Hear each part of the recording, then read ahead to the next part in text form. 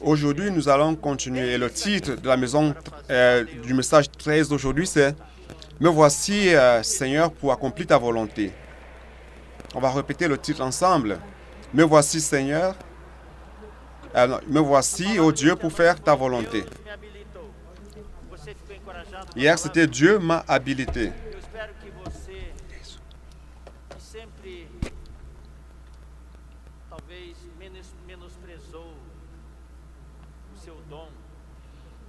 J'espère que vous, qui, de par le passé, vous négligez votre don, vous disiez que vous n'étiez pas utile à l'Église, vous n'êtes pas un coopérateur, vous ne faites pas partie des frères qui sont devant, vous ne connaissez pas beaucoup de choses. Frère, ça n'a rien à voir avec tout cela. Vous avez l'Esprit et vous avez la parole. Et Dieu vous a habilité. Je voudrais lire un verset de Romains 12, 3. Déjà, dès le début, le Seigneur a déjà changé mon script. Je voulais partager une chose, mais maintenant, le Seigneur a tout changé. Donc, par la grâce qui m'a été donnée, je dis à chacun de vous, Dieu veut nous parler à chacun de nous, de n'avoir pas de lui-même une trop haute opinion. Chacun a sa fonction, mais le plus souvent, nous voulons faire un peu de tout, ici, par-ci, par-là. Je suis un super-homme, j'ai des super-pouvoirs, j'ai réussi à faire toutes choses. Mais de revêtir des sentiments modestes selon la mesure de la foi que Dieu a départie à chacun. S'il y a des gens qui pensent de cette manière, il y aura des problèmes dans la coordination du service d'église. Donc, chaque fois que nous parlons de ce que nous pensons, nous donnons nos opinions.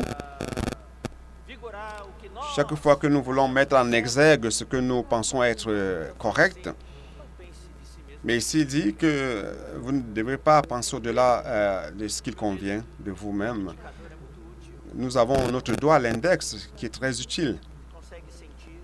Il parvient à sentir la superficie. C'est l'un des doigts les plus utiles. Le pouce aussi est utile, mais c'est l'un des doigts les plus utiles. Si vous voulez sentir la partie rugueuse des choses, vous passez le doigt au-dessus. Il y a beaucoup de cellules, les terminaisons nerveuses, et c'est très sensible. Alors, ce doigt index est très utile. Vous l'utilisez pour écrire sur le clavier. Vous touchez beaucoup de choses, mais un jour, ce doigt voudrait sentir. Ah, c'est délicieux, cette odeur. Moi, je voudrais aussi sentir, mais il n'a pas cette capacité. Ah, ou alors, quelle vue merveilleuse. Mais il ne voit rien. Ce n'est pas sa fonction. Ce doigt ne doit pas penser au-delà de ce qui convient. Ce matin, je n'ai pas lu ce verset pour parler de cela.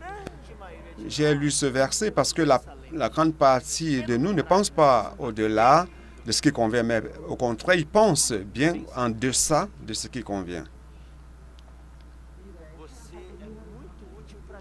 Vous êtes très utile à Dieu. Vous avez été habilité pour être le ministre de la Nouvelle Alliance. Vous pouvez faire des miracles dans la vie des personnes.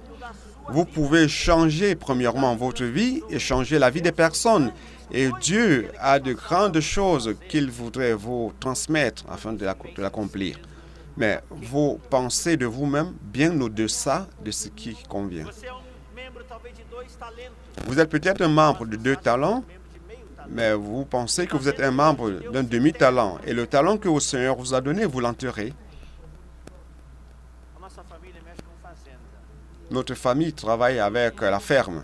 Aujourd'hui, il existe une race de vaches laitières qui est puissante, qui est très bien, c'est la race Giroland.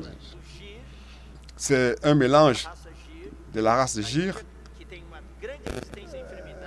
en Inde qui a une grande résistance aux maladies et mélangée à la race hollandaise qui produit énormément de lait. Donc, c'est le mélange de ces 2 races qui a donné la race Giroland, donc qui est ici au Brésil. Et il y a des pays, d'autres pays qui désirent, qui envient cette vache qui résiste aux maladies et qui produit beaucoup de lait. Donc, une vache qui peut produire 8 à 10 litres par jour, mais une vache girlande peut produire plus de 80 litres de lait. Je ne veux pas dire que vous êtes tous ici des vaches girlandes. L'autre jour, je donnais ce message. J'ai dit, vous êtes tous des vaches. Et les frères ont dit, wow.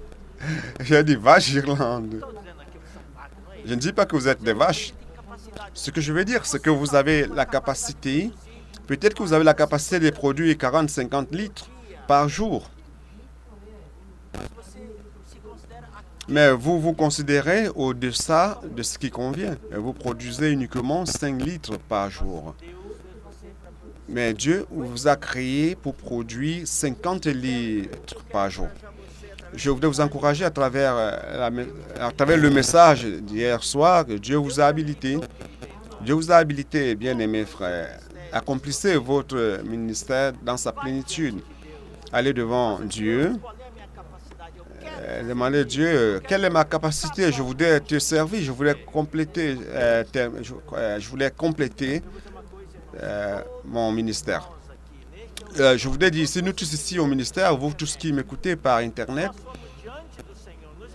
si nous allons devant le Seigneur, nous nous vidons, nous nous humilions et que nous acceptons le ministère que Dieu vous a donné, si vous l'acceptez, la vie d'Église sera différente. Les miracles vont s'accomplir comme ce qui se passe déjà. Cela se passe déjà aujourd'hui à travers les frères qui prient pour les personnes dans la rue, à travers le colportage dynamique Expo Livre. Les miracles sont en train de se passer, mais ces miracles peuvent être généralisés à tous les frères. Et Dieu veut vous utiliser pour accomplir un miracle, le miracle que ce monde précise, a tant besoin. Donc ne pensez pas de vous-même au-deçà de ce qui convient.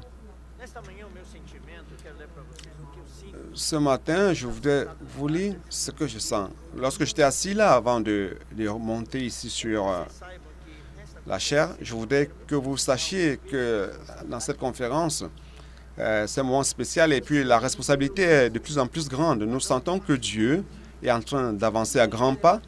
Il veut nous amener, nous tous, à un niveau très élevé. Et le niveau est très élevé. Et il veut nous amener à monter ces marches. Alors, je vous demande, frère, que vous priez pour le frère Pedro. Vous voyez, le frère Pedro n'est pas présent durant la plupart des messages, quand il va compléter les 2 derniers messages, mais il est devant le Seigneur en train de prier parce que le fardeau est pesant. Et moi aussi, j'ai le sentiment de vous demander la prière. Ce n'est pas facile d'être ici devant. Pour vous, peut-être c'est facile. Ah, tu as déjà donné tellement de messages. Non, c'est pas cela, c'est pas facile. Je vais vous l'expliquer mieux plus tard. Je vais vous dire ce que je sens ce matin, 2 Corinthiens 2.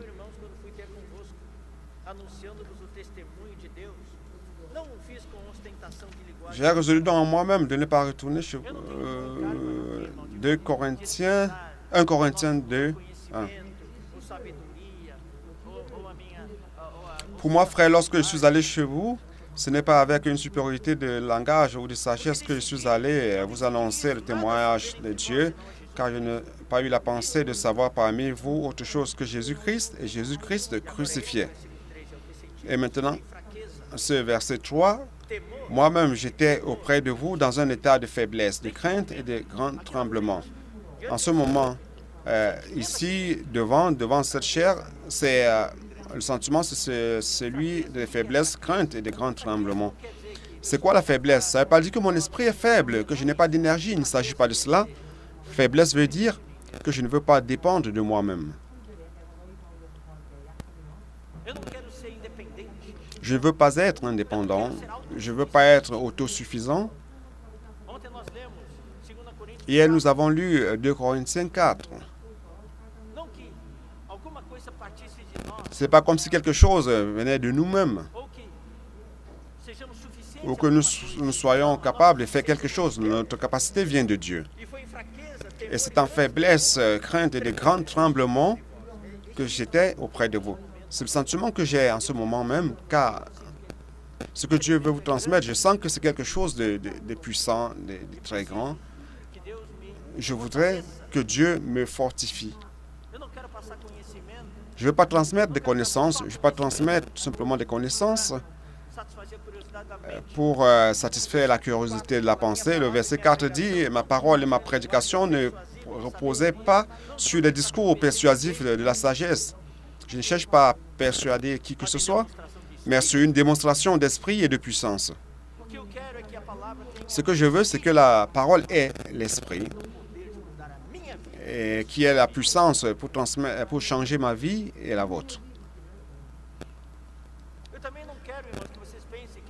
Moi aussi, je ne voudrais pas que vous pensiez que nous qui parlons ici, il dit cela, frère. Ne pensez pas que nous avons déjà atteint tout ce que nous devons atteindre. Ce n'est pas parce que nous prêchons ici que nous avons déjà atteint tout ce que nous devons atteindre. Ah, frère, vous avez un niveau très élevé. Ce message est élevé, ce n'est pas pour moi. Ce message n'est pas pour moi. C'est pour vous. Vous, les coopérateurs, les frères qui sont devant. Non, frère, je vous dis, lorsque nous sommes ici devant, tout change. Nous sommes tout simplement un canal par lequel Dieu parle. Je voudrais vous donner un témoignage. Lorsque Dieu parle, il parle aussi. Il me parle aussi. C'est comme si j'étais assis là avec vous. C'est pour ça que Dieu change des choses. Je prépare quelque chose, j'arrive ici devant et Dieu change les choses. Et lorsque je vais parler, les choses vont changer et je ne suis plus ici. L'autre jour, Pedro a dit que Dieu a tout inversé. Quand il a préparé quelque chose, il a commencé par la fin. Et ces paroles, c'est pour moi aussi. Je suis dans la même pirogue, dans le même bateau que vous. Nous sommes tout simplement des canaux ici par lesquels Dieu parle.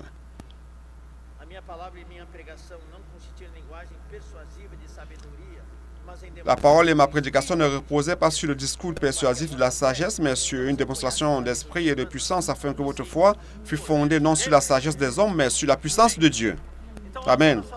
Donc hier, nous avons dit que Dieu, nous avons parlé de l'habilité que Dieu a proportionnée à notre égard. Ce Dieu merveilleux, céleste et divin, ce ministère, du Nouveau Testament, ce ministère qui a la commission qu'un groupe de personnes reçoit de Dieu. Et ce ministère a un sens uniquement lorsqu'il y a un peuple de Dieu pour le mener à bon port. Donc, s'il y a des ministères personnels comme aujourd'hui, vous voyez, les ministères sont personnels, les gens veulent que ce soit de la parole, des louanges, de la musique, et tout s'arrête là. Ça n'a pas comme objectif de conduire le peuple de Dieu. Peut-être que pendant ces 2, 3 heures ou 5, 7 heures, il y a un show, un concert, mais après, c'est fini. Mais le ministère, c'est une commission que Dieu a donnée à un groupe de personnes pour conduire son peuple d'un point de départ à un point d'arrivée. Dans l'Ancien Testament, c'était tellement clair. Dans le ministère de l'Ancien Testament de Moïse, la nécessité était urgente. Le peuple a crié. Après 430 ans, le peuple a crié. Mais Dieu avait besoin d'une personne. Il avait besoin d'un ministre.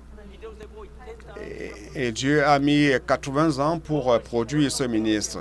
Aujourd'hui, Dieu n'a plus 80 ans pour produire un ministre. Il ne veut pas produire qu'un seul ministre, mais il veut produire des milliers de ministres. C'est pour cela que vous êtes ici. Et aujourd'hui, Dieu n'a plus 40 ans ou 80 ans. C'est pour cela que nous sommes dans l'ère de l'Esprit. Il est déjà devenu l'Esprit. Et vous avez déjà été oint, et vous avez déjà été habilité. Assumez, frères, bien-aimés frères, le ministère que Dieu vous a donné. Ayez le courage, ne vous cachez plus. Produisez vos 40, 50 litres de lait. Vous êtes une vache Gérolande. Vous croyez en cela, oui ou non?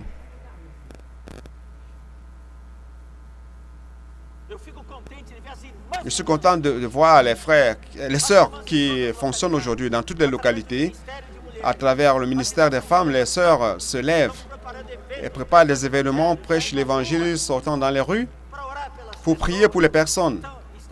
Et nous sommes en train de gagner beaucoup de femmes, des nouvelles sœurs dans la vie d'Église.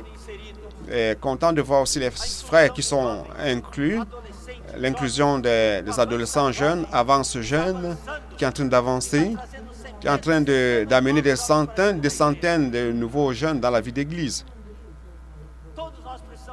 Nous tous, nous devons renouveler, innover et faire avancer la vie d'Église. Le leadership a besoin d'apprendre aussi à prendre soin des frères, à écouter les frères.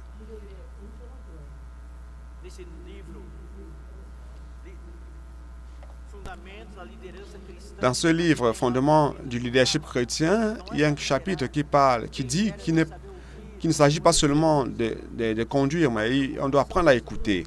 Écouter les préoccupations des frères, les soucis des frères, connaître les problèmes, les difficultés des frères, visiter les frères, aller dans leur maison, les écouter, voir les conditions dans lesquelles ils vivent. Et compter sur les frères, ce n'est pas seulement sur le pupitre, au niveau de la chair, mais c'est aller dans leur quotidien, voir où ils vivent, voir la situation, sentir la douleur des frères. C'est cela conduit le peuple de Dieu. Jésus était cette personne. Il n'était pas seulement dans le temple prêchant, il allait de ville en ville, de village en village, il entrait dans les maisons des personnes.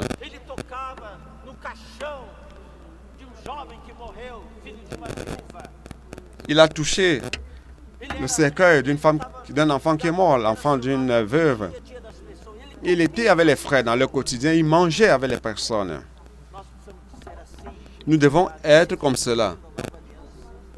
C'est ça le ministre de la Nouvelle Alliance. Ce n'est pas seulement un prédicateur du message, mais c'est quelqu'un qui conduit le peuple de Dieu.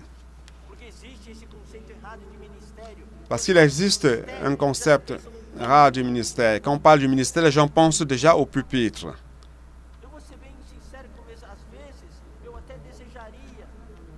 Je vais être sincère avec vous. Il y a des moments où je préfère être moins sur le pupitre et être, comme dans les anciens temps, être dans la maison des frères. Mais aujourd'hui, la nécessité est grande. On a besoin de centaines de milliers de pasteurs pour prendre soin des frères. C'est ça, le ministre de la Nouvelle Alliance. Écrire des lettres sur le cœur des personnes. Exhaler le parfum de Christ dans les rues. Lorsque vous priez pour les personnes, ce que vous êtes en train de faire, c'est ça, exhaler le parfum de Christ. Et vous priez avec quelqu'un, vous écrivez une lettre dans son cœur. Ce n'est plus par l'encre, mais par l'Esprit de Dieu vivant.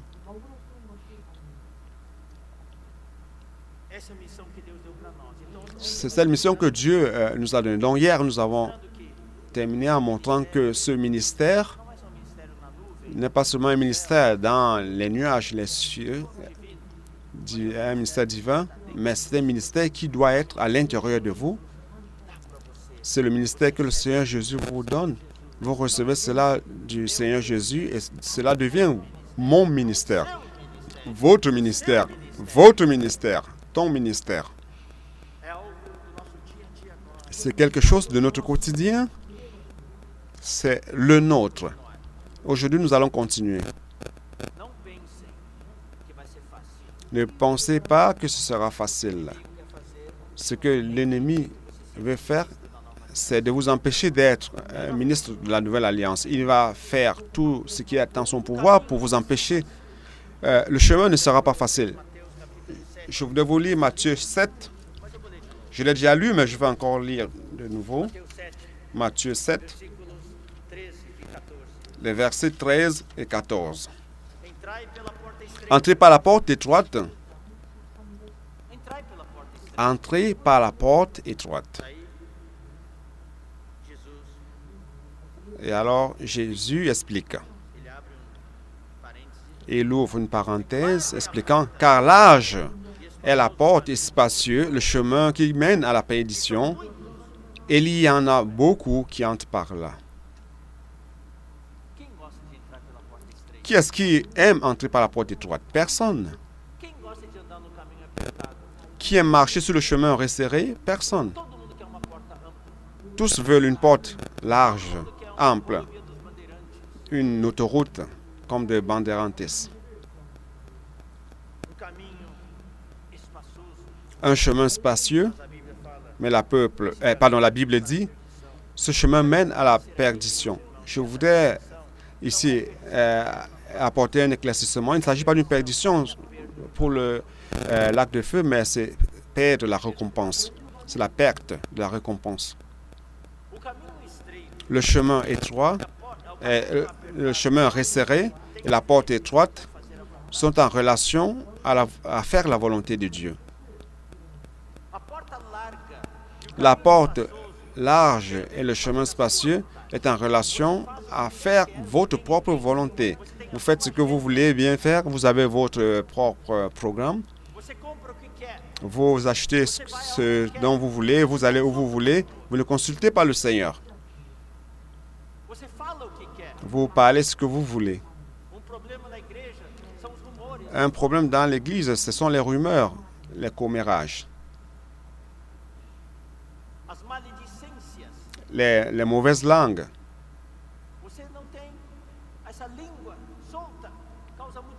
Vous avez cette langue qui est relâchée, qui cause beaucoup de dommages dans l'Église, des conflits entre les frères, les sœurs et les frères, le manque d'unité et tout. Nous voulons faire notre propre volonté et non celle de Dieu. Faire la volonté de Dieu, c'est une porte étroite, un chemin resserré. Je veux faire ceci, l'Esprit Saint dit non. Je veux faire telle autre chose, l'Esprit Saint dit non. Cela, c'est être contraint, restreint par l'amour de Christ. C'est-à-dire c'est fermé à gauche, à droite, devant et derrière.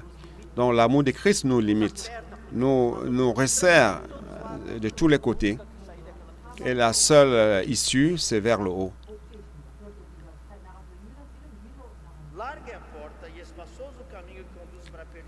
Car large et spacieux est le chemin.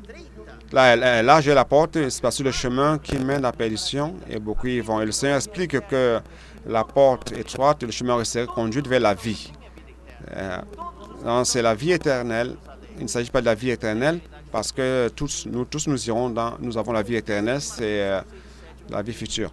Mais ici, dans ce contexte de Matthieu 7, 13, 14, c'est le royaume de Dieu, c'est la récompense. Le royaume des cieux, c'est la récompense. Donc la porte large, le chemin spacieux, c'est une vie large. Si nous vivons par là, sans restriction, nous allons perdre la récompense. Mais si nous choisissons la porte étroite, le chemin resserré, nous allons recevoir la vie. Et cette vie dont il est question ici, c'est la récompense. Et il y en a peu qui les trouvent.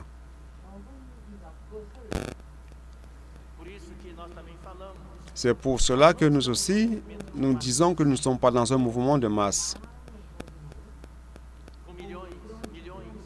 Avec des millions, avec une haute rotativité, mais personne n'avait un engagement. Personne focalisée, sans aucun objectif. Tout est pour aujourd'hui. Et tout ça, c'est pour l'immédiat, la santé, la vie sur cette terre.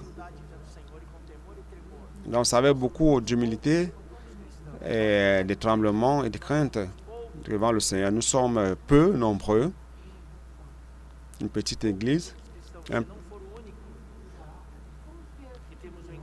Peut-être, parmi les chrétiens, peut-être que nous sommes le seul qui a un engagement devant le Seigneur, un compromis, afin de ramener le Seigneur. Notre vie, c'est pour le royaume. Cela change tout, frère. Lorsque je vois la vie des frères, leurs témoignages, je pleure à l'intérieur de moi de joie. Votre présence, votre réaction m'encourage. Donc, je voulais vous dire, frère, ne pensez pas que la formation de ministre est facile. Vous allez passer par plusieurs tribulations. On va voir cela dans les prochains messages. Le message de ce soir, c'est ma grâce te suffit.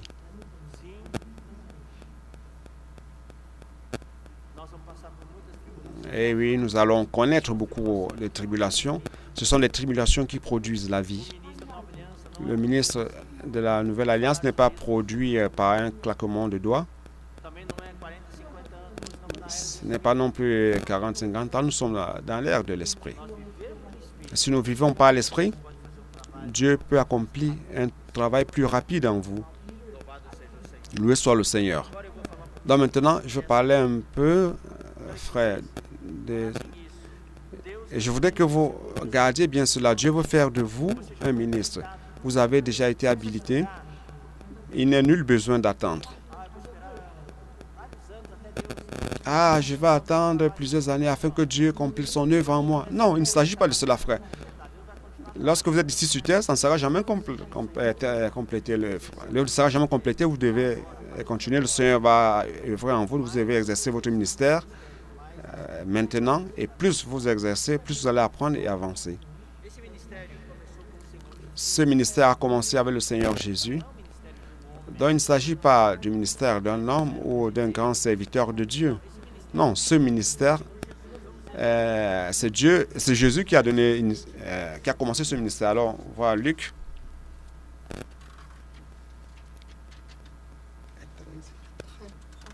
Luc 3, 23. Luc 3, 23. Donc Jésus avait près de 30 ans lorsqu'il a commencé son ministère. Qui a commencé le ministère? Le Seigneur Jésus.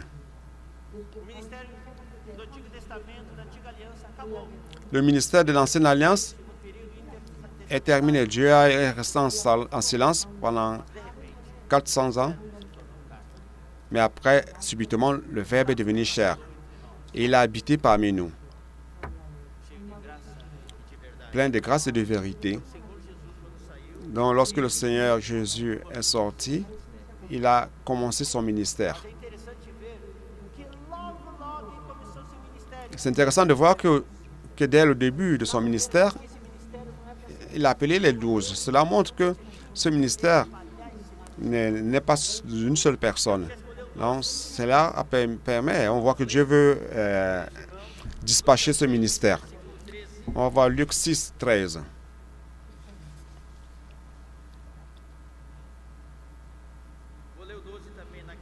Je vais lire le 12 aussi. En ce temps-là, Jésus se rendit sur la montagne pour prier et il passa toute la nuit à prier Dieu. Et quand le jour parut, il appela ses disciples et il en choisit 12 auxquels il donna le nom d'apôtres. Ce qui veut dire envoyer, ceux qui ont été envoyés. Donc il a transmis ce ministère aux 12 et durant 3 ans et demi, il a perfectionné ces 12, les préparant au ministère néo-testamentaire. Nous allons avancer. Il est mort, il est ressuscité et en résurrection, il est resté avec les disciples pendant 40 jours de plus, les entraînant à se réjouir dans sa présence invisible et leur parlant des choses à propos du royaume de Dieu, leur enseignant à vivre et à marcher selon l'esprit, à vivre dans la présence invisible de Dieu, et il est monté au ciel. Et les disciples ont prié pendant 10 ans à Jérusalem dans l'unanimité, se sont repentis de leurs erreurs, se vidant. Et le Seigneur est apparu après le 15e jour. Ils ont parlé en langue intelligible que les personnes pouvaient écouter, les gens de toutes les nations qui étaient présentes. Et chacun parlait leur langue et puis ils ont écouté les apôtres parlant dans leur langue. Et l'Église est apparue, 3000 baptisés ce même jour.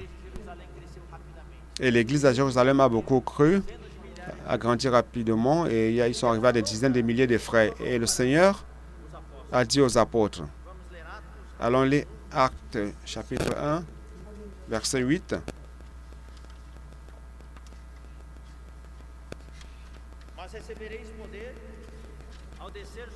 Mais vous recevrez une puissance, le Saint-Esprit survenant sur vous, et vous serez mes témoins à Jérusalem, dans toute la Judée, dans la Samarie et jusqu'aux extrémités de la terre. C'est ça la commission du Seigneur. Ce ministère n'allait pas rester tout simplement à Jérusalem, mais serait à Jérusalem et devrait s'éparpiller en Judée, Samarie et jusqu'aux extrémités de la terre. Mais malheureusement, les apôtres n'ont pas accompli cette mission et la Bible dit qu'ils n'ont pas prêché l'évangile aux Juifs qui sont restés à Jérusalem. Mais le plan de Dieu ne consistait pas à laisser cet évangile seulement à Jérusalem. Et pour cela, Dieu devait susciter d'autres apôtres. Et qui était-ce? Paul. Et Dieu a été très sage. Il a dit, c'est bon. Je voulais vous dire ceci. L'apôtre Paul n'a pas eu un autre ministère. C'était le même ministère. Seulement, le ministère que les 12 conduisaient, c'était pour les Juifs. Et Paul a été suscité pour amener maintenant cet évangile aux païens. Ils ont une seule communion. Donc, dès le début, on voit Paul, Pierre, Jean et même Jacques. Ils ont prouvé qu'il s'agissait d'un même ministère.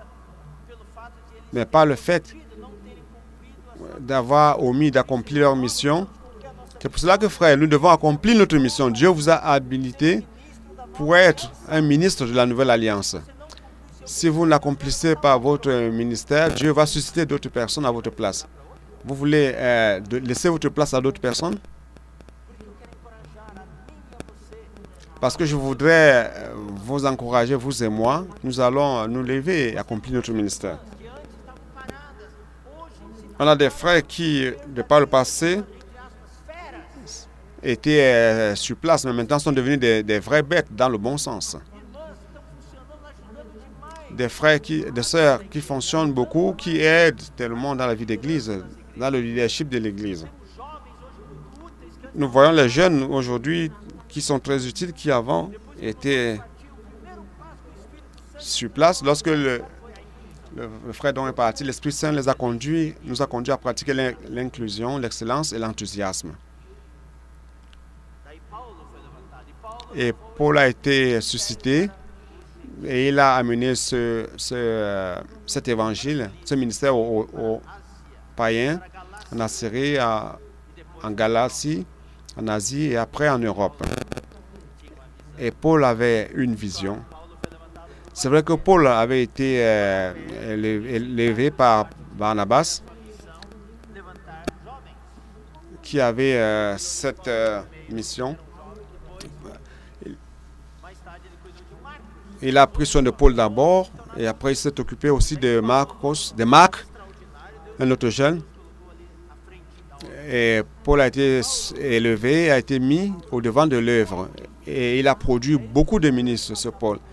C'est ce que je voudrais vous passer, frère. Bien-aimés, frères et sœurs, à mesure que vous exercez votre ministère, vous devez être des mentors de plusieurs autres, des jeunes qui sont autour de vous, pour produire plus de ministres. Et cela doit se multiplier afin qu'on ait des milliers, des dizaines de milliers de ministres. C'est ça le rêve de Dieu. Alors, Paul et ses compagnons, je vais lire rapidement certains noms afin que vous ayez une idée. Il y a Barnabas, il y a Silas, Timothée, Tite, Aquilas et Priscilla qui sont un couple, Stéphane, Épaphras, Philémon, et même Onésime, l'esclave inutile qui est devenu utile.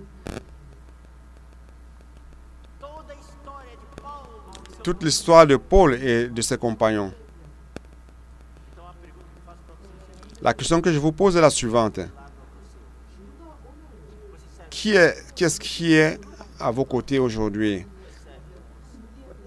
Est-ce que vous servez seul ou il y a un groupe de frères qui servent avec vous? Bien-aimés frères et sœurs, bien-aimés sœurs, est-ce qu'il y a un groupe de sœurs qui servent avec vous, que vous avez perfectionné? Est-ce que vous avez vos Timothée, Tite, Aquilas et Priscille et Paphras? Est-ce que vous avez des personnes qui sont liées à vous? Qui sont ces personnes? Bien-aimés coopérateurs, leaders, est-ce que vous êtes en train de prendre soin des personnes? Vous êtes des mentors pour des personnes? Vous produisez des coopérateurs qui soient à vos répliques ou alors meilleurs que vous? Frère, ceci c'est une vision.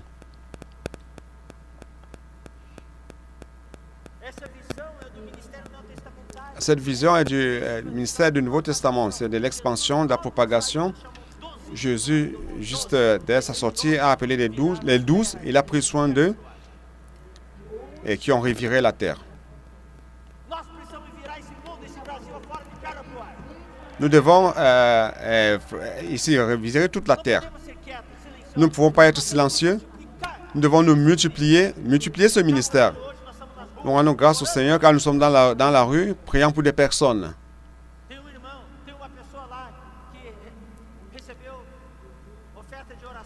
Il y a un frère qui a reçu une offre de prière. Il n'a pas voulu au départ, mais il allait à Paraná. Et là, les frères l'ont encore retrouvé et lui ont offert la prière. Il a dit, mais j'ai fui la prière à Marayon, mais ici, il a reçu la prière à Marayon. Nous devons être ces bêtes qui incommodent des personnes. Donc, les disciples, Paul a été appelé de peste. Nous devons être des puces dans la société d'aujourd'hui. Les personnes qui se grattent tout le temps, parce qu'ils veulent la prière, ils veulent la vie d'église.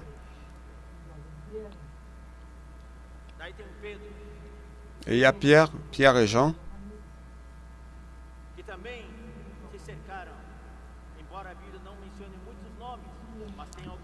Bien que la Bible ne mentionne pas beaucoup de noms, mais ils ont été encerclés de plusieurs frères aussi. Mais il y a Marc qui a été, dont Pierre a pris soin et qui a écrit un évangile. Jean, dans ses saluts, il mentionne aussi plusieurs noms dans ses salutations. Tout cela pour mener à quoi? Pour venir jusqu'à aujourd'hui. Et depuis le 1er siècle, l'Église a avancé. Passant par l'ère des pères de l'Église, de l'ère de l'obscurité au Moyen Âge, mais Dieu a toujours gardé une ligne d'or dans son avancée. Il a préservé son peuple. Et arrivé à l'époque, au temps de la Réforme, alors subitement les choses ont fleuri de nouveau. Et la balle qui était avec les serviteurs de Dieu comme Luther, Wesley, Calvin, George Miller Whitefield, les frères de Moravi, d'Arabie et récemment Billy Graham. Et dans notre histoire, dans la vie d'église, le frère Watchmani, Witness Lee et notre bien-aimé frère Dong.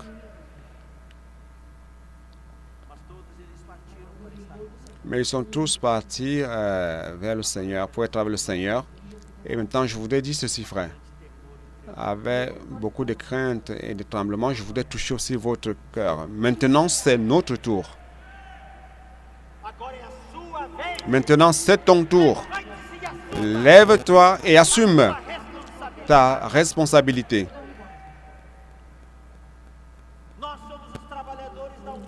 Nous sommes les travailleurs de la 11e heure.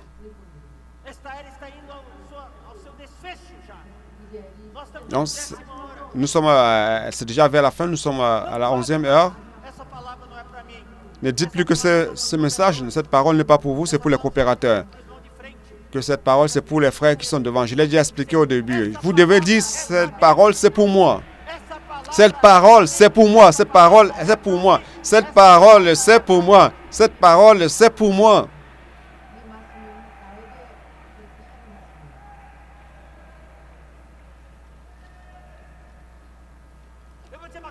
Je voudrais vous dire quelque chose, frère. Quand vous priez pour quelqu'un dans la rue, la personne devient folle, elle veut suivre le Seigneur. Ne priez pas seulement pour elle. Amenez-la dans la vie d'église.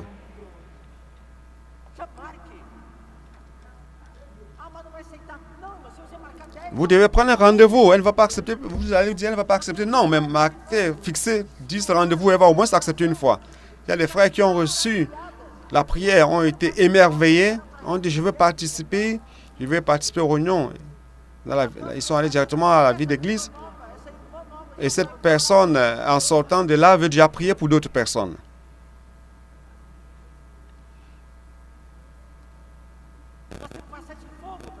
Nous devons transmettre le feu aux personnes. C'est pour cela que j'ai dit hier que notre identité, ça c'est mon église. Je vais t'inviter à faire partie de mon église. On va bien prendre soin de toi. Tu seras un ministre de la Nouvelle Alliance. Une ministre de la Nouvelle Alliance. Tu seras un serviteur de Dieu, une servante de Dieu. Faites de vous serviteurs de Dieu, une servante de Dieu. Vous apportez la personne, vous amenez la personne. Ne pensez pas qu'il faut passer 10 ans dans la vie d'église pour servir. Non, une personne qui arrive peut déjà servir. Sous votre orientation, vous enseignez aux personnes à invoquer le nom du Seigneur, à exercer l'esprit. Dans les groupes familiaux, sont bien pris en charge. Vous les apprenez à abandonner les péchés passés, à se sanctifier. Vous devez être un pasteur, une pasteur pour cette nouvelle personne.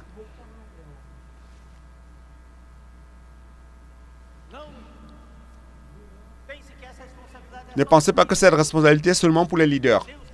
Dieu veut vous utiliser, il veut faire de vous un leader. Vous êtes leader de votre groupe familial. C'est pour ça que les groupes familiaux d'aujourd'hui grandissent. Et le secret de l'expansion des groupes familiaux, c'est dans le leadership. Un groupe familial doit avoir un leader. Ce leader prend soin du groupe familial. Et le but, c'est qu'en 6 mois, le groupe familial se multiplie. Et le leader, durant ces 6 mois, doit identifier entre 8 et 10 personnes qui peuvent être des leaders. Parce qu'après les 6 mois, les groupes qui vont se multiplier doivent avoir leur leader. Donc, il faut produire des nouveaux leaders. Alors, je vais vous transmettre cela d'une manière simple, frère. La manière de perfectionner quelqu'un. Le frère donc nous a enseigné la manière de perfectionner quelqu'un. Ce n'est pas dans la salle de cours, mais c'est la manière que Jésus a utilisée. Lorsqu'il marchait, Jésus utilisait des personnes, des faits, des situations pour enseigner les disciples. C'était un entraînement en direct, un entraînement vivant. Vous identifiez quelqu'un que vous pouvez perfectionner pour faire de lui un leader. Vous lui dites, nous allons nous multiplier d'ici 6 mois. J'ai besoin de ton aide. Et lorsqu'on va se multiplier, tu vas prendre soin de la moitié et moi, je reste avec l'autre moitié. D'ici 6 mois, on va encore se multiplier. Nous devons revitaliser nos groupes familiaux. Rendons grâce à Dieu pour le colportage dynamique. Plus d'1 million de livres qui a été divulgué. Mais sans groupe familial, les personnes ne seront pas attirées dans la vie d'église. Nous aussi, frères, nous devons renouveler, revitaliser nos grandes réunions. Dans les grandes réunions pleines d'esprit, pleines de réjouissance, pleines d'amour, de soins, de prendre des soins. Je voulais vous dire quelque chose. Vous dites à quelqu'un, je suis dans ce groupe familial, je veux faire ceci. Je vais faire et tu vas voir, d'accord? Tu vas voir ce que je fais. Tu vous faites et il regarde. Le deuxième mois, vous dites, je vais faire maintenant et tu vas m'aider. Donc, le deuxième mois, vous faites et vous aidez. Le troisième mois, vous dites, on va faire ensemble. On va faire ensemble. Au quatrième mois, vous dites ceci. Maintenant, tu fais et je t'aide. Je t'aide. Au 5e mois, vous dites, maintenant tu fais et je regarde tout simplement. Au 6e mois, maintenant tu te débrouilles.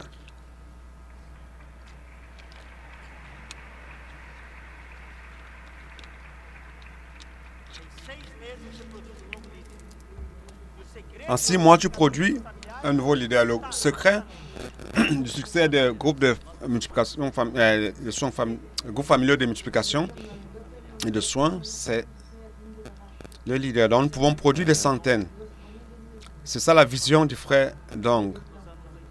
Lorsque nous avons transmis le fardeau dans les années 80, dans les réunions de maison, il a utilisé 12 pains comme exemple. Lorsqu'on arrivera à 12, une nouvelle maison s'ouvrira. Il y a même une hymne qui parle de cela. 12 pains, un pain par personne. Lorsque ça se multiplie, 6 en 6, 2 pains par personne. On va multiplier davantage. Aujourd'hui, un groupe familial d'à peu près 20 personnes depuis 10 ans et qui ne se multiplient pas. La théorie du gazon, ça grandit plus. Mais si vous coupez une portion de ce gazon-là et plantez ailleurs, ça va grandir. Et c'est pas pire. Nous sommes les travailleurs de la 11e heure et cette parole, c'est pour vous. Oui, c'est pour vous. C'est pour moi aussi. Philippiens 3.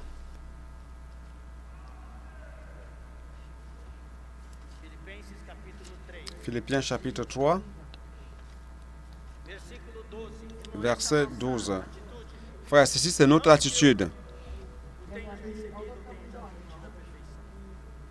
Ce n'est pas que j'ai déjà remporté le prix ou que j'atteins la perfection.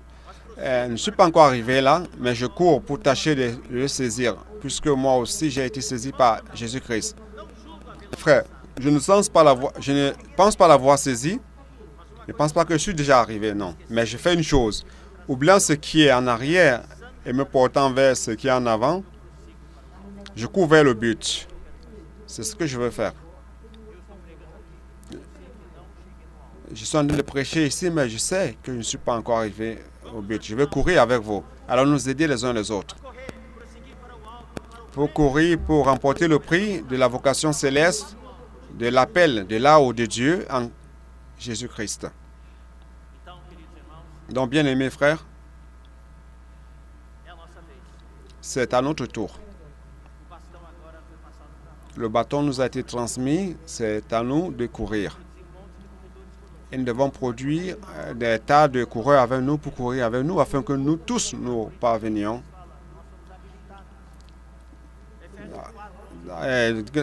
Corinthiens, que nous avons été habilités, Éphésiens, que d'autres ont été constitués comme prophètes, apôtres, pasteurs, maîtres, tout cela pourquoi? Pour notre perfectionnement, le perfectionnement des saints. Pourquoi?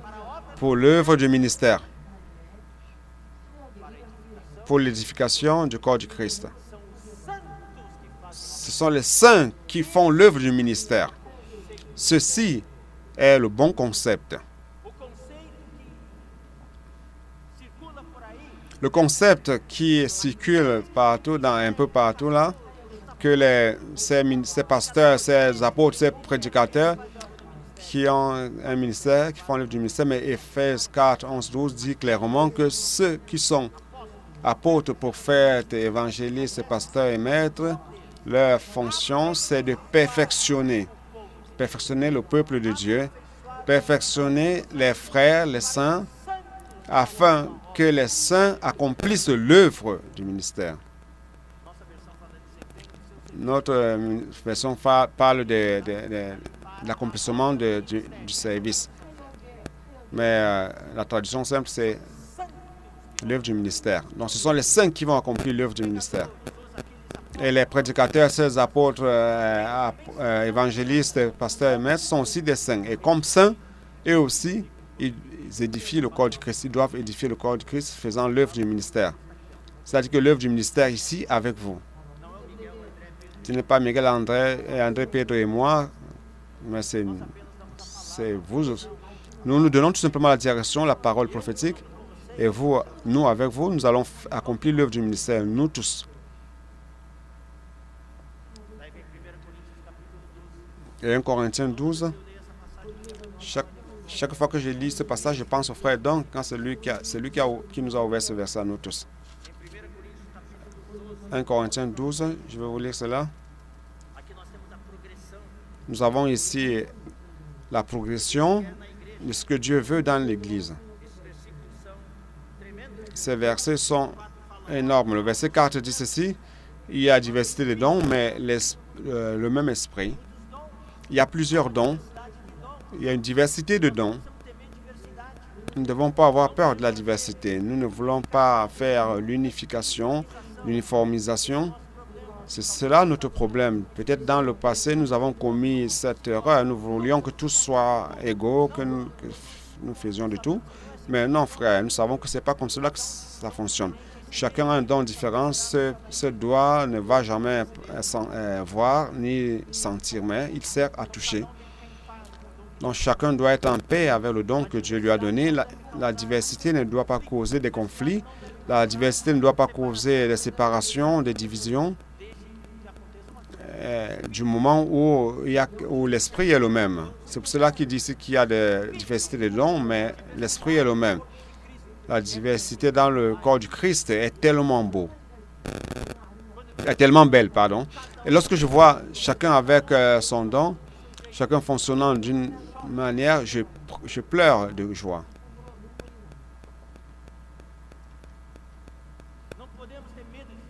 Nous ne devons pas avoir peur des diversités. Pourquoi? Parce que l'esprit est le même. Donc, notre objectif, c'est de maintenir le même esprit, tous ayant le même esprit. Et les dons sont utilisés. Lorsque vous utilisez votre don, Éphésiens 4:7 et Romains montrent que c'est joint pour montrer que lorsque vous exercez ces dons, la grâce vous est ajoutée. Et avec plus de grâce, vous avez plus de puissance pour exercer votre don et vous recevez plus de dons, plus de grâce, plus de dons. C'est un cycle. Et ce don va grandir et d'un coup va devenir un ministère. Et le ministère vient uniquement par l'utilisation de vos dons. Frères, lorsque vous prenez un enfant, un nouveau-né, un bébé, nouveau-né, il y a des frères qui ont eu des bébés récemment, dans la région de Soumaré, de Montemor, beaucoup de sœurs ont eu des bébés. Il y a des bébés partout, des bébés qui viennent de naître. Ils ont des membres. Il peut devenir un grand chirurgien un jour. Un grand chirurgien un jour. Comment on appelle ça? Celui qui s'occupe des nerfs, c'est le neurologiste, n'est-ce pas? Ou neurologue qui opère le cerveau. Il peut être un grand pianiste, un grand footballeur. Mais dans le berceau, comment cet enfant bouge comme ceci? Il n'a aucune coordination. Mais ces mains-là, ces pieds-là ont un don puissant. Mais cela n'a pas encore été développé.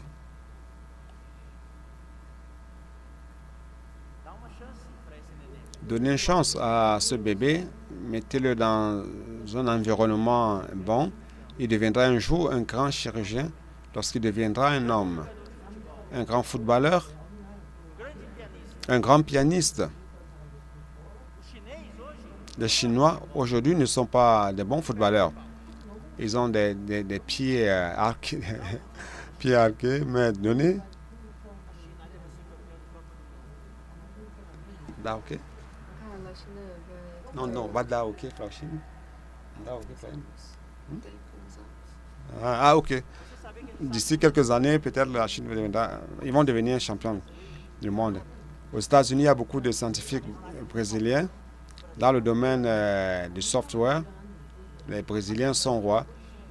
Ici, ils n'ont pas la possibilité de travailler, mais là-bas, ils développent leurs dons. Et c'est cela. Et ils deviennent des ministres. Donc, c'est une question d'opportunité. Il n'existe pas un lieu dans le monde, dans le milieu chrétien, où nous avons beaucoup d'opportunités comme dans la vie d'église. Profitez. Personne ne va vous critiquer de vous être trompé. Faites cela, profitez de la vie d'église pour développer vos dons. Afin que ces dons deviennent des ministères. Le verset 5 dit, il y a la diversité de ministères, mais le même Seigneur. Ce que Dieu veut dans le prochain verset, les dons, c'est pour le ministère. Je n'ai pas le temps d'entrer dans les détails, mais le ministère a comme objectif les opérations. Ici, il parle de réalisation. Dieu veut réaliser son œuvre. Dieu veut que l'Église soit aussi bonne dans le côté opérationnel et non tout simplement dans la doctrine, dans les plans, dans la stratégie, mais qu'il y ait des résultats. Et les résultats, ce sont les opérations. C'est quoi cela? Ça consiste à sauver des personnes qui sont en train d'aller le feu. L'évangile de la grâce, les amener dans l'Église, les perfectionner, les rendre utiles à Dieu, les inclure dans le ministère, afin qu'ensemble, qu'on puisse avancer, conduire ce peuple jusqu'à la destination. C'est cela, les opérations. Diversité des opérations, mais le même Dieu qui opère tout en tous. C'est ça l'œuvre du ministre, la fonction du ministre de la Nouvelle Alliance. C'est d'identifier votre don, bien-aimés frères. Identifiez votre don. Quel est votre don dans l'Église aujourd'hui? Développez votre don pour devenir un ministère. Et votre ministère devient une opération. Je voudrais vous dire quelque chose maintenant. Comme je l'ai dit hier soir, il y a beaucoup de ministères. Je connais que ce sont des ministères, mais ce sont des ministères personnels. Ils ne sont pas insérés dans le ministère. Je voudrais aussi que ce soit clair, que le mot service et ministère, c'est la même chose en grec, c'est diaconia. Diaconia, c'est la même chose. Lorsqu'on utilise le mot service et ministère, bien que ce soit la même chose, on utilise service lorsqu'il s'agit de votre ministère personnel. Lorsque vous exercez un ministère dans la musique, service de musique, de Libras, comme là vous voyez, ce service de Libras, ici vous exercez votre service. Mais lorsque vous le dirigez le conduisez vers le peuple de Dieu, cela devient un ministère. Dans le cas contraire, c'est tout simplement un service personnel. Lorsque vous servez le peuple, afin que le peuple de Dieu ait la vie d'église, cela c'est un ministère. Alors le ministère est toujours dans le contexte du peuple de Dieu, dans le sens collectif. Notre vision est que je dois développer mon service, mes habilités, mais c'est pour servir l'Église, servir le peuple de Dieu. Je peux vous penser que c'est quelque chose de personnel, mais ce n'est pas cela. C'est le ministère néo-testamentaire. Vous comprenez, frère? Ce que Dieu veut, c'est que votre service soit un ministère pour l'édification du corps de Christ. Ce ministère qui est exercé dans l'Église, seulement celui-là devient opération, réalisation. Dans le cas contraire, il va manquer cette ultime étape. Ce que Dieu veut, c'est la réalisation, les opérations. Et cela se passe uniquement lorsque votre ministère est exercé dans l'Église.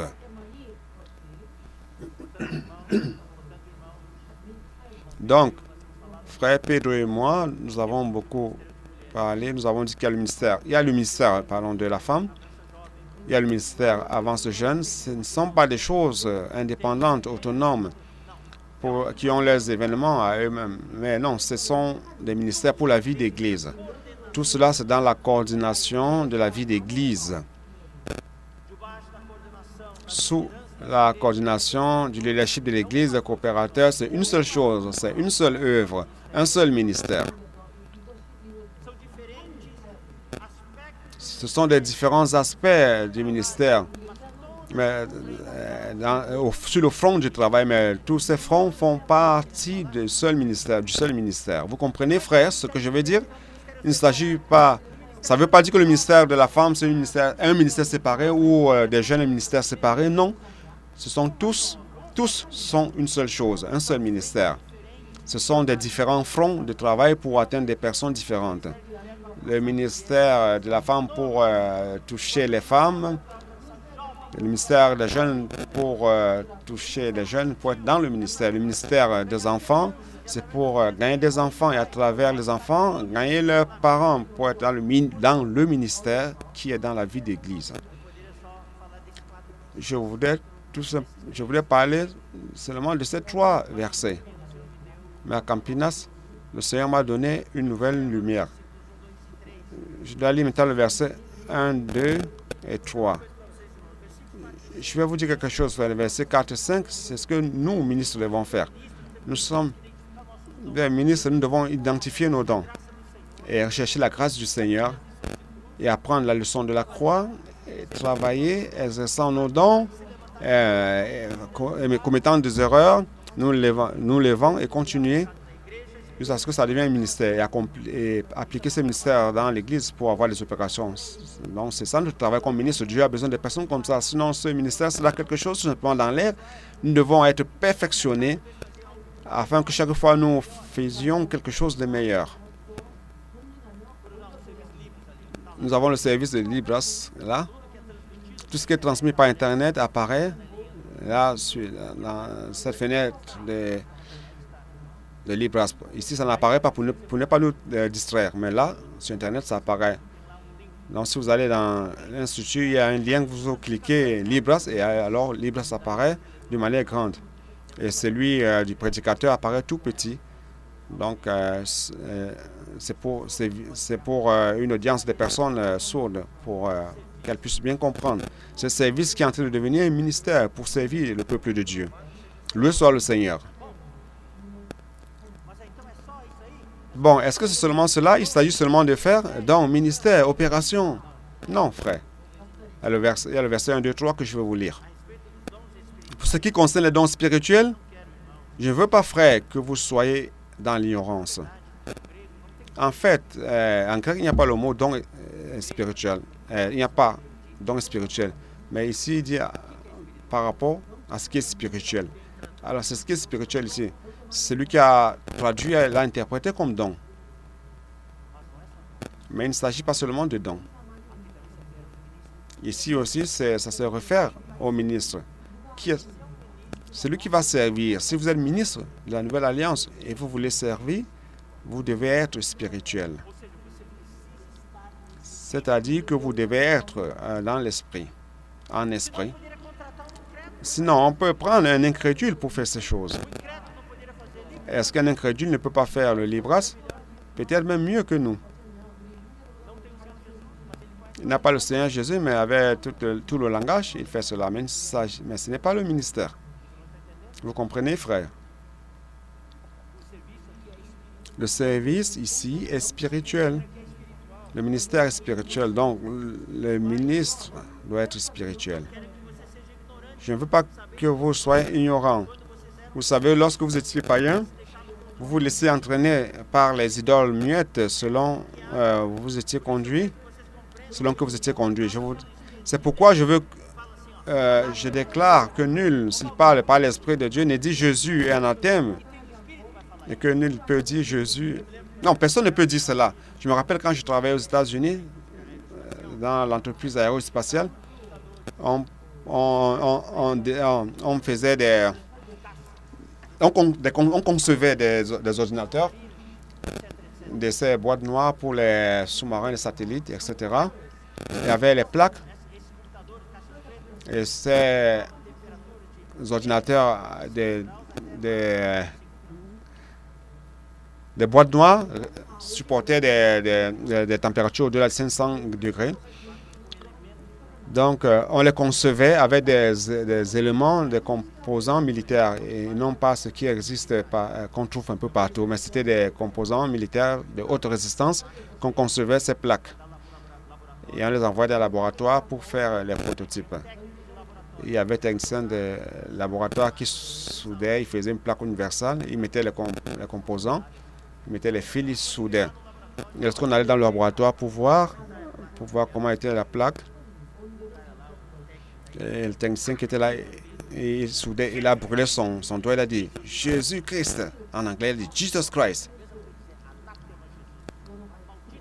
Cela veut dire « Anathema Jésus », c'est la même chose. c'est un peu comme dire « Maudit soit Jésus ».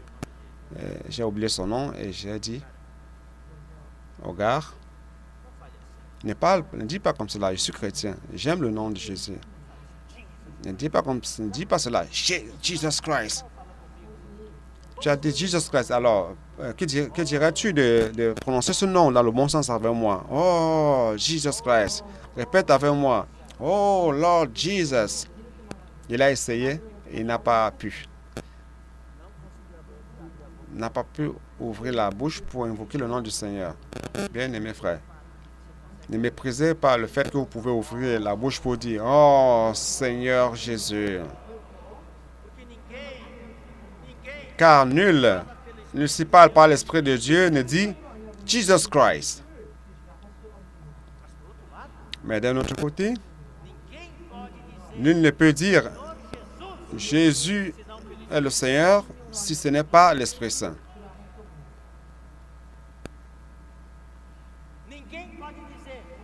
Personne ne peut dire Seigneur Jésus si ce n'est pas l'Esprit Saint. Pourquoi ce verset 3 est ici? On dirait qu'il y a eu une rupture. Écoutez, pas les dons. Les dons sont les mêmes, l'Esprit est le même. Personne ne peut dire Seigneur Jésus si ce n'est pas l'Esprit Saint. Ah, les dons sont divers, l'Esprit est le même. Mais où est la connexion? Où est la cohésion? Où est la cohésion? Le Seigneur m'a parlé d'une manière forte de la campagne une semaine avant la conférence. Je n'avais jamais fait le lien de cette manière. Il y a un danger de ce que vous pouvez vous trouver très capable en disant j'ai un don, je peux faire. Les frères ont identifié mes dons, on dit ah, vas-y. Ah, tu es habilité. Ça a été parlé à la conférence, au message 12. Ah, tu as été habilité, je suis habilité, je peux le faire. Ah, c'est avec moi, je sais tout avec moi. Je vais développer mon don, devenir ministère, je vais appliquer mon ministère dans l'église, j'aurai tout, j'aurai des opérations dans l'église. Non, le Seigneur m'a dit, non, ce n'est pas comme cela. Pour exercer votre don, pour qu'il devienne des ministères, pour devenir des opérations, vous devez premièrement invoquer le nom du Seigneur.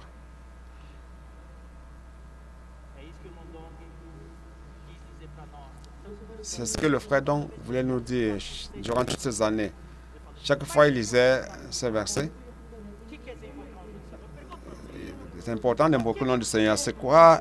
Pourquoi c'est important cela? Pourquoi vous invoquez le nom du Seigneur? Je vous pose la question, frère. Est-ce que c'est quelque chose, c'est un fétiche superficiel? Les pays indiens, orientaux, ils répètent ces choses-là, et nous aussi nous répétons, oh Seigneur Jésus, oh Seigneur Jésus. Est-ce qu'il s'agit de cela? C'est quoi invoquer le nom du Seigneur? Pourquoi vous invoquez le nom du Seigneur?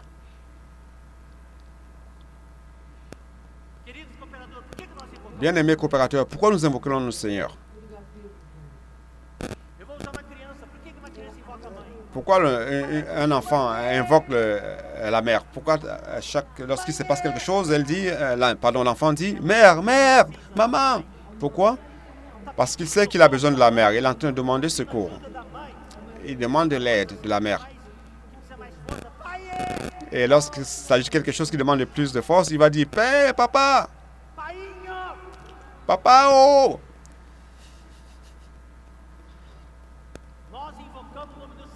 Nous invoquons le nom du Seigneur car nous voulons déclarer au Seigneur que nous avons besoin de lui. Seigneur, j'ai besoin de toi. Viens me porter secours.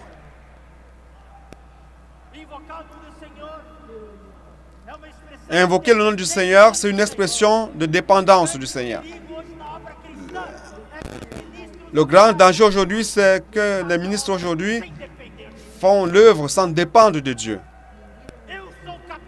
Je suis capable. J'ai fait le séminaire. J'ai fait le CPF. Maintenant, j'ai tout. Maintenant, je suis un colporteur dynamique très bon. Je suis un frère responsable. Je suis un coopérateur.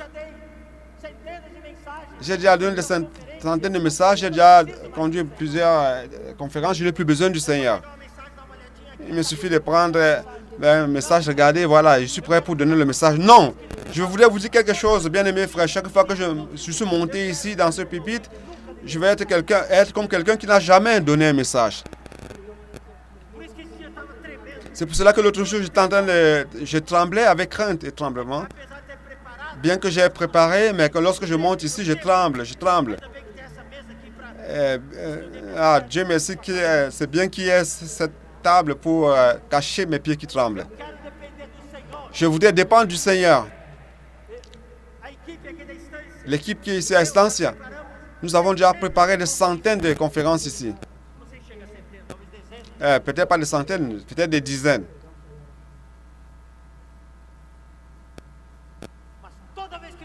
Mais chaque fois que nous préparons, je voudrais me comporter comme si c'était la première fois, invoquant le nom du Seigneur, Seigneur Jésus.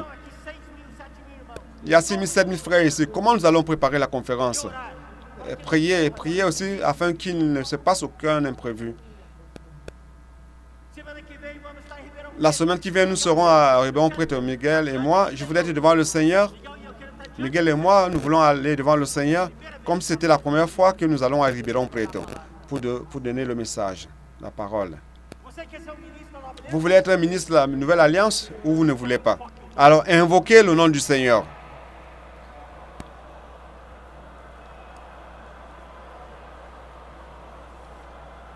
Oh, Seigneur Jésus. Oh, Seigneur Jésus. Oh, Seigneur Jésus. Vous voulez être un ministre de la Nouvelle Alliance, oui ou non? Dépendez du Seigneur. Oui, Dieu vous a donné la capacité, vous a habilité, il vous a donné la capacité, il vous a perfectionné. Cela est bon, mais lorsqu'il s'agit de faire, d'accomplir, vous devez dépendre totalement du Seigneur.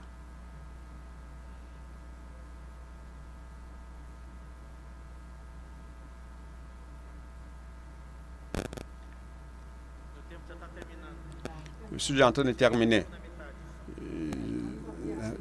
Je ne suis pas venu qu'à la moitié, encore une fois de plus.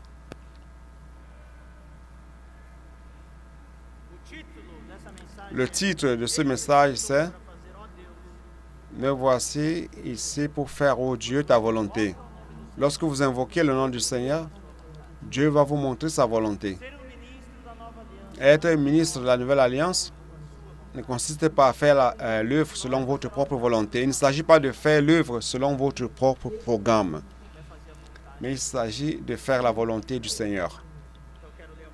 Donc, je voudrais lire certains versets à propos de cela, et ce soir, nous allons compléter davantage ces versets.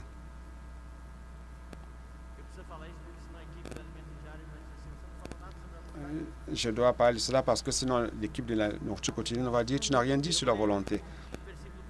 Je vais lire les versets principaux et ce soir nous allons compléter. Hébreux.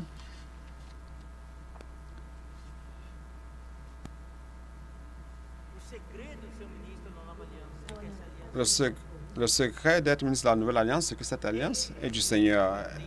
Ce ministère lui appartient. Le programme, le contenu de ce ministère sont déterminés par lui. Donc, je vais lire en fait 2 passages pour illustrer cela. Allons lire Actes, chapitre 16. Nous avons un exemple vivant ici.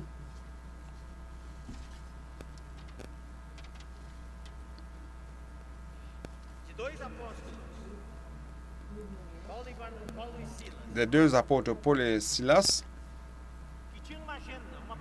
qui avaient un programme. Ça ne veut pas dire que nous ne devons pas avoir des programmes. Nous pouvons faire notre programme, mais si Dieu, au milieu du chemin, change notre programme, change ce que nous avons planifié, nous devons faire la volonté de Dieu. Ce n'est pas que nous devons rester, on ne doit pas faire aucun programme. Non, nous devons faire notre partie, tout ce qui nous revient en tant qu'humains, et prier, et l'Esprit conduit. Mais à un moment, si l'Esprit change, nous devons obéir. C'est cela, être un ministre de la Nouvelle Alliance. Ce n'est pas quelque chose qui est établi sur papier. Ce n'est pas écrit par de l'encre sur le papier ou tous les pierres, mais ce n'est pas l'esprit dans nos chairs. Dans le verset 6, Acte 16, 6. Ici, c'est Paul et Silas. Ayant été empêchés par le Saint, ils voulaient prêcher l'évangile en Asie. C'était la destination de leur voyage. Ayant été empêchés par le Saint-Esprit d'annoncer la parole dans l'Asie. Je ne comprends pas cela. L'Esprit Saint a empêché la parole d'être prêchée. Nous pensons que l'Esprit Saint approuve toujours la prédication de la parole. Prêcher la parole, oui, mais pas en Asie. L'Esprit, ils voulaient aller en Asie, mais l'Esprit Saint a empêché. Est-ce qu'ils ont obéi ou ils ont suivi leur programme? Non, ils ont obéi. Et ils traversaient la Phrygie. Alors ils disent, l'Esprit Saint nous a empêché d'aller en Asie, mais on va aller en Bithynie. Mais l'Esprit de Jésus ne leur permit pas. C'est cela être le ministre de la Nouvelle Alliance, c'est suivre l'Esprit.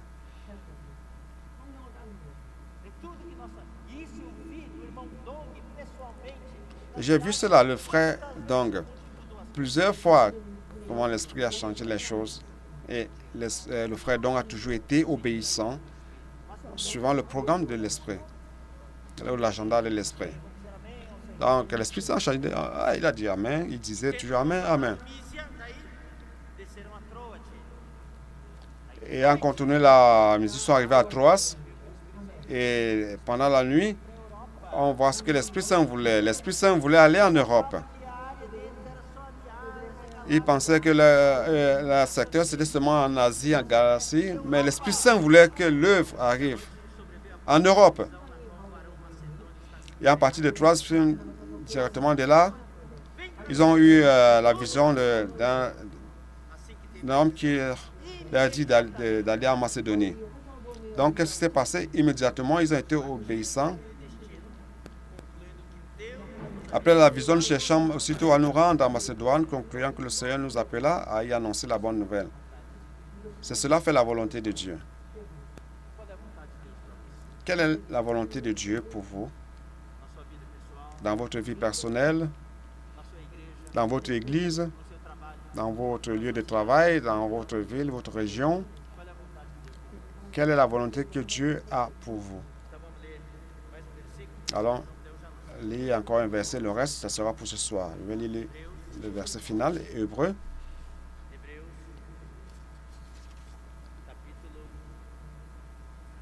Chapitre 10.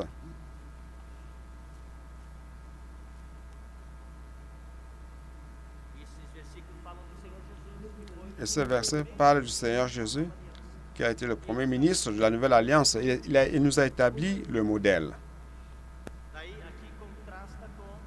Et si ça contraste avec tout ce que tout le monde veut faire, l'œuvre, les choses extérieures visibles. Mais ici, il montre que le Seigneur a prié au Père. En effet, la loi qui possède un nombre des biens à venir. Donc, la loi de l'Ancien Testament, ce n'est qu'une œuvre.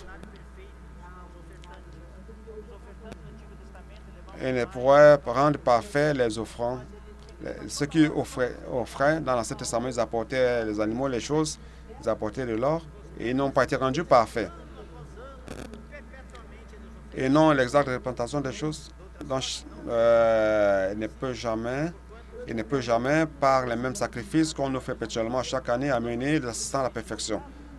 Autrement, n'auront-on pas cessé de les offrir parce que ceux qui en ce compte, ce culte, étant une fois purifiés, n'auraient plus aucune conscience de leur péché. Mais entre-temps, ce sacrifice, le souvenir de ces péchés est renouvelé chaque année par ce sacrifice. Donc chaque année, il devait aller là pour offrir le jour de l'expiation. Et le souverain sacrificateur entrait dans le Saint des Saints avec l'encens et avec le sang pour pouvoir faire l'expiation pour le peuple. Car il est impossible que le sang des taureaux et des boucs ôte les péchés. Et après, il parle de Jésus. C'est pourquoi Christ, le véritable sacrifice. Donc, lorsque Christ est entré dans le monde, a dit, vous pouvez penser en disant, C'est-à-dire,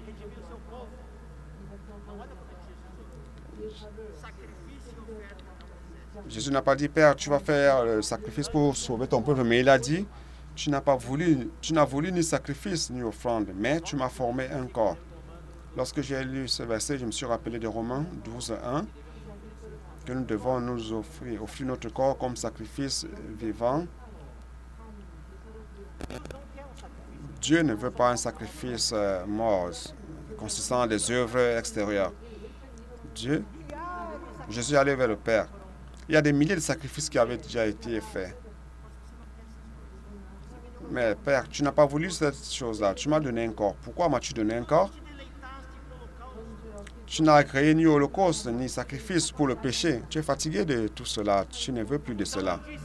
Alors j'ai dit, voici, alors ici l'essence d'un ministre de la Nouvelle Alliance. Alors j'ai dit, voici, je viens. Et au bas du livre, il est écrit aussi, je suis ici. Dans le rouleau du livre, il est question de moi pour faire, ô Dieu, ta volonté. Jésus est venu pour la rédemption. Il a accompli beaucoup d'œuvres, mais la véritable raison pour laquelle Jésus est venu, c'est pour faire la volonté de Dieu. Et c'est cela, le serviteur, un ministre de la Nouvelle Alliance. Ce que Dieu est en train de vous dire aujourd'hui, ce n'est pas de sortir d'ici pour accomplir un tas d'œuvres. C'est vrai que vous allez en faire, mais ce que Dieu veut vous dire aujourd'hui, ce qu'il veut, c'est que vous soyez constitué comme un ministre de la Nouvelle Alliance pour faire, ô Dieu, la volonté de Dieu. C'est de cela que Dieu se réjouit. Dites à Dieu, aujourd'hui, je suis ici pour faire ta volonté. Car vous pouvez avoir dû faire des tas de choses sans avoir fait la volonté de Dieu. Après avoir dit d'abord, tu n'as voulu et tu n'as agréé ni sacrifice, ni holocauste, ni sacrifice pour le péché, ce qu'on offre selon la loi. Encore une fois de plus, des choses externes. Et il dit ensuite, voici, je viens pour faire ta volonté, ô Dieu. Je vais répéter cela. Répétons cela, frère. Voici, je viens pour faire, ô Dieu, ta volonté. Bien-aimés frères, si c'est 5500 frères qui sont ici, nous puissions prier chaque jour de cette manière-là, Dieu aura une voie dans l'Église, un chemin dans l'Église. Oui, il est vrai que vous devez accomplir des œuvres externes, car c'est la partie pratique. Comme nous l'avons dit hier, croire, c'est pratiquer. Mais faites attention pour ne pas faire des choses qui ne sont pas de la volonté de Dieu. C'est quelque chose de profond, c'est cela le chemin resserré, la porte étroite. Je suis ici, être restreint à la volonté de Dieu. C'est cela le véritable ministre de la Nouvelle Alliance. Me voici, ô Dieu, pour faire ta volonté. Me voici pour faire, ô Dieu, ta volonté. Ce soir, nous allons compléter ce message. D'accord? Lèvons-nous, bien-aimés frères. Je vais prier et nous allons partager en petits groupes. Seigneur, d'une manière humble, nous nous prosternons devant toi. Tu nous as appelés pour faire partie de ton œuvre grandiose. Bien que nous nous sentions incapables, et aussi, Seigneur, peut-être même nous sentons indignes, mais tu nous as considérés fidèles et tu nous as désignés pour le ministère. Tu nous appelles, Seigneur, afin d'accomplir notre part.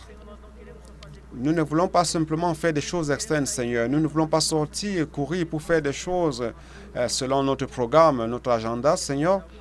Nous voulons faire ce qui te plaît. Nous voulons être des véritables ministres de la Nouvelle Alliance, comme tu l'as été, Seigneur. Nous voulons prier comme toi. Sacrifice et offerte, tu n'as pas voulu. Les holocaustes, tu n'as pas voulu. Les oblations, mais nous sommes ici, Seigneur, pour faire, ô Dieu, ta volonté. Que nous soyons de ceux qui, sur cette terre aujourd'hui, accomplissent ta prière. Que ta volonté soit faite, ici sur la terre comme dans les cieux. Bénis les frères, bénis l'Église. Au nom de Jésus. Amen. Allons partager en petits groupes.